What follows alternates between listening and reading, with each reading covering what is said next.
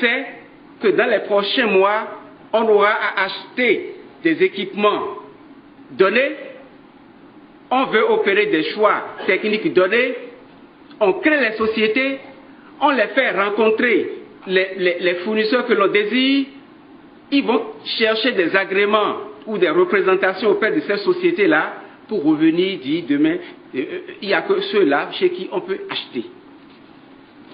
Et le plus grave, Monsieur le Président, honorable député, le plus grave, c'est que ces sociétés, en réalité, ne sont même pas des sociétés appartenant à différentes personnes. Ces sociétés appartiennent aux mêmes individus. Exemple. Je prends le cas de la société SPL. Cette société, le propriétaire de cette société s'appelle M. Niri. Bior Romain Stéphane. Figurez-vous, Monsieur le Président, que ce monsieur est également, dans son groupe, propriétaire d'une autre société qu'on appelle Céladis,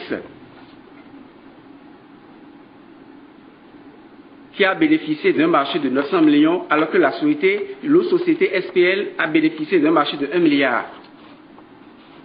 Je donne un autre exemple. La société Comptoir de distribution et de gestion des affaires, dont a parlé monsieur le ministre, cette société a eu un marché de 3 milliards et 300 millions. Gré à gré. Tout ce que je vous dis, c'est gré à gré. 3 milliards et 300 millions gré à gré. Mais, en réalité, cette société CDGA, figurez-vous, est en même temps le propriétaire réel de la société SPL. Lorsque j'ai fait les enquêtes au Canada et que j'ai eu les documents officiels,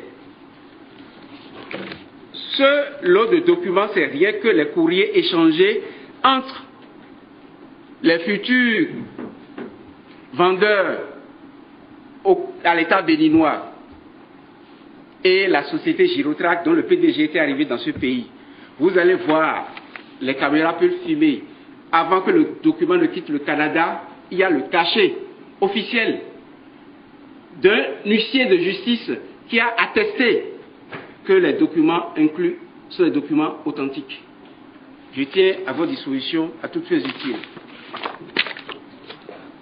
Ensuite, et je vous montre également un courrier, un exemple de courrier que la société Girotrac a adressé à M. Ange-Olivier Bokor le 20 janvier 2009 en tant qu'administrateur délégué de la société de prestation de logistique. Et lorsque je lisais, je me disais que M. Bokor Olivier était réellement l'administrateur délégué de cette société SPL.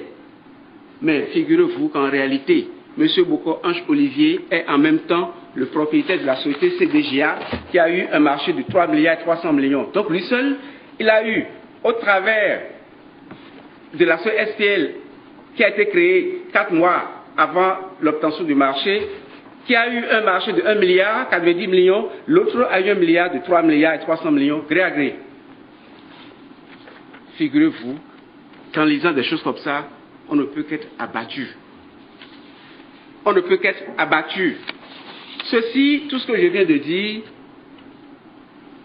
me permet de vous préciser ceci, que toutes ces sociétés ont été créées pour les besoins de la cause. Et pour couvrir la supercherie, on fait donc appel à des signatures de contrats de représentation exclusive. J'ai dit qu'on peut constater les accointances entre les responsables de ces différentes sociétés bénéficiaires du marché. J'ai cité donc plein de sociétés, Céladis, SPL, machin, etc., etc.